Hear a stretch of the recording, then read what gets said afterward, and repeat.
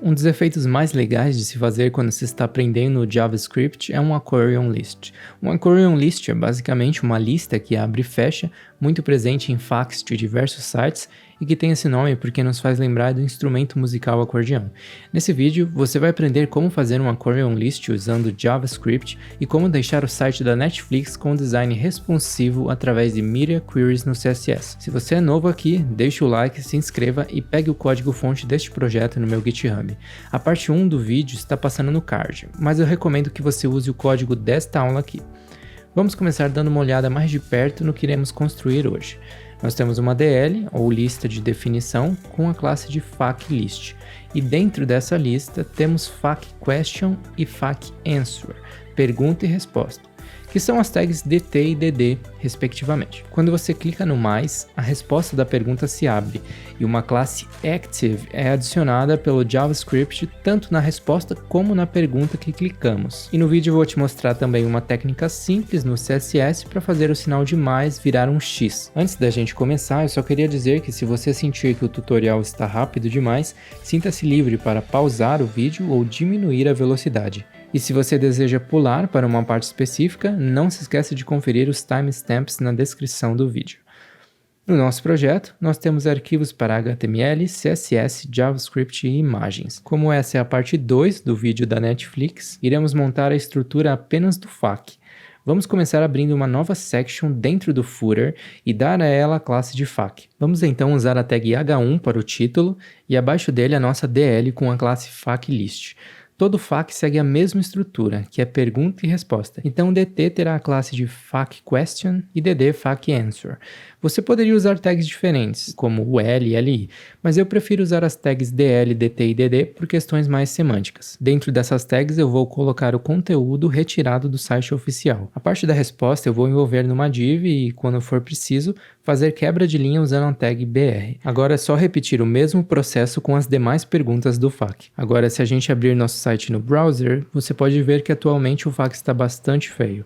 Vamos estilizar isso no nosso CSS. Como um FAQ geralmente fica no rodapé mesmo, eu coloquei ele dentro do nosso footer. O footer, para quem está lembrado da parte 1, possui um display grid. Então eu vou dar para esse grid item um width de 100%, pois por padrão a largura é automática. O título do H1 vai ter um Text Align Center e abaixo, na nossa lista, eu vou colocar uma margem 50 pixels para cima e para baixo e alto nos lados para centralizar, um Max Width de 815 pixels para ficar parecido com o tamanho que a Netflix usa e um Font Size de 26 pixels. Lembrando que o ideal é utilizarmos a unidade RAIN ao invés do pixel, mas isso pode ser um assunto para um próximo vídeo. Tanto a pergunta como a resposta do FAQ terão a mesma cor de plano de fundo, esse background com a cor hexadecimal 303030 utilizada pela Netflix. Agora vamos selecionar apenas as perguntas do FAQ e definir um parent de 20 pixels para cima e para baixo e 30 pixels para os lados. A seguir, um display flex, justify content space between e align items center.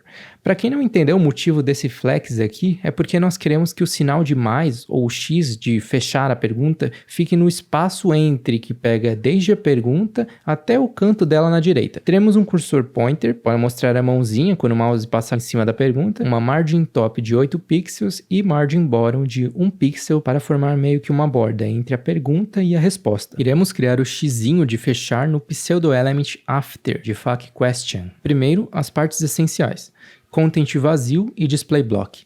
Precisamos do content, mesmo que vazio, porque sem ele o after não é criado no HTML. E display block porque, por padrão, o after ele é inline. E daí não poderemos definir nem width nem height. Eu coloquei 20 pixels em ambas essas propriedades porque esse é o exato tamanho da imagem desse X.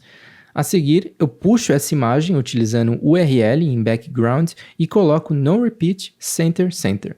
No momento está assim. Agora aqui que está o truque. Para ele virar um sinal de mais, só precisamos rotacioná-lo.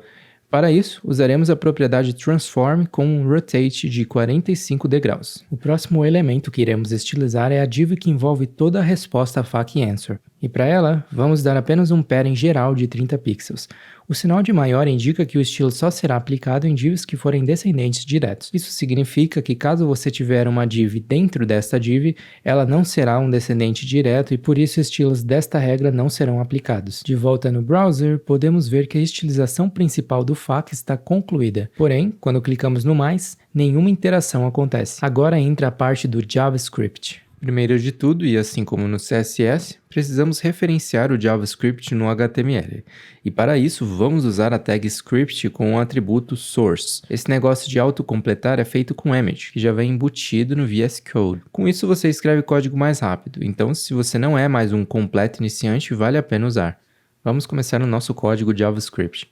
Com o arquivo script limpo, iremos começar utilizando uma class JavaScript.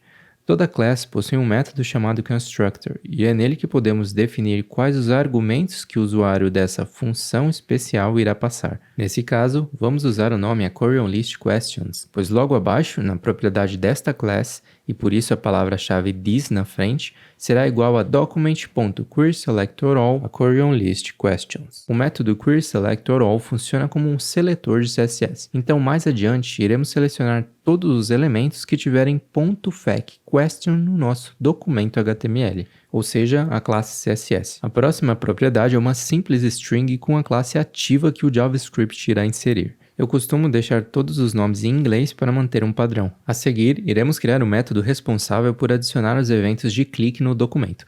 Como this.AquarionListQuestions retorna uma array, ou seja, as várias perguntas do FAQ, iremos usar o forEach para adicionar o evento a cada pergunta. No navegador, temos acesso ao addEventListener, que recebe um clique e uma função de callback que invoca o método toggleAquarion. Todo evento recebe um item, e aqui ele representa cada elemento ou pergunta do FAQ. Toggle significa alternar, então iremos alternar. Se o usuário clica uma vez, adiciona a classe Active. Se ele clicar de novo, remove a classe. Para fazer a mesma coisa com a resposta do FAQ, aqui podemos selecionar o próximo elemento que vier abaixo da pergunta. Nesse caso, será aquela nossa dd, que é um elemento irmão. No final desta class, o método init será responsável por sua inicialização. Vamos usar um if para verificar se existem perguntas no documento. Afinal, não faz sentido iniciá-la se não existir. Retorna a própria class e começa o uso dela através de uma variável constante chamada Aquarion, que será nada mais do que a nossa new class. Lembra que querySelector funciona igual o seletor de CSS? Então, vamos passar o argumento de .factQuestion, que é a nossa classe CSS. Por fim, basta iniciar. Vamos ver se já está funcionando. Ao inspecionar, vemos que as classes são adicionadas e removidas conforme clicamos. Porém, a animação de abrir e fechar ainda não acontece. Vamos mudar isso no CSS. Em FAQAnswer, vamos usar um max height de 0, overflow hidden e a transição suave, que é a mesma que a Netflix utiliza. Em FAQAnswer Active, o max height será de 1200 pixels. E aqui tome cuidado, porque se o texto for maior do que isso, ele ficará escondido e você terá que alterar a altura. Para animarmos o X de fechar, iremos falar apenas com .factQuestionActive, ou seja, apenas as perguntas que estiverem ativas, e com o after delas. Assim, o transform volta para rotate 0 degraus. Você poderia colocar o valor initial aqui também. E agora o FAQ está idêntico ao da Netflix. Mas, como prometido, falta deixar esse site responsivo. Media Query significa consulta de mídia, então, quando a tela consultada for menor do que 800 pixels, os estilos abaixo serão aplicados. Vamos diminuir o padding lateral do header. O logo do cabeçalho terá no máximo 90 pixels de width, e ele diminui proporcionalmente. Header A, que é o botão de entrar, terá font size 14 pixels e padding de 4 pixels para cima e para baixo e 8 pixels dos lados. Vamos colocar um height de 500 pixels para a nossa main. O título dentro dela terá font size de 28 pixels e tanto o span quanto o P dessa main terão um width de 80 VW, que é uma unidade responsiva de acordo com o tamanho da tela. Agora esse span especificamente terá um margin top de 16 pixels e font size de 18 pixels. Já o P, margin top de 10 pixels.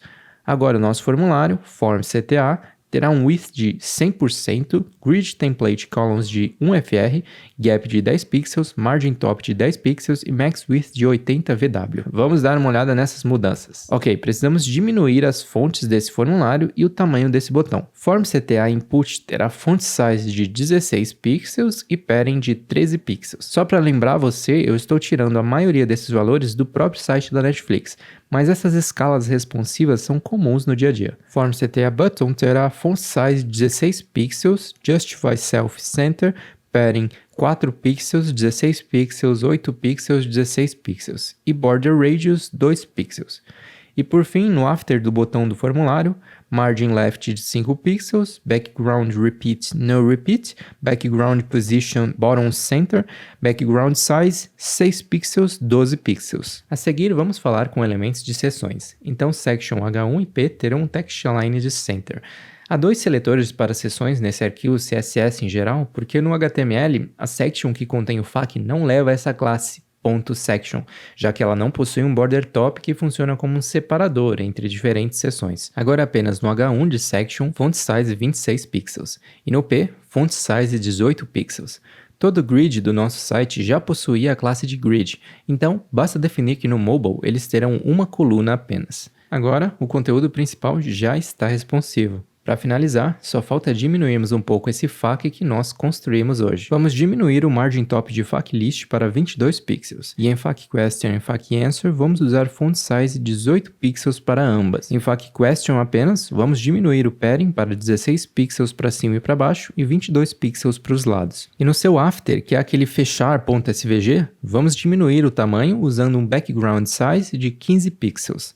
Por último, a div, que é filha direta de FAQ Answer, terá um padding de 21 pixels. E agora nosso FAQ tem um tamanho bem mais amigável no celular. Eu vou apagar as luzes e vou nessa. Se esse vídeo te ajudou, por favor dê o like, se inscreva e conta pra mim nos comentários que próximo projeto você gostaria de ver eu trazer aqui no canal. Muito obrigado por assistir e eu vejo você no próximo vídeo.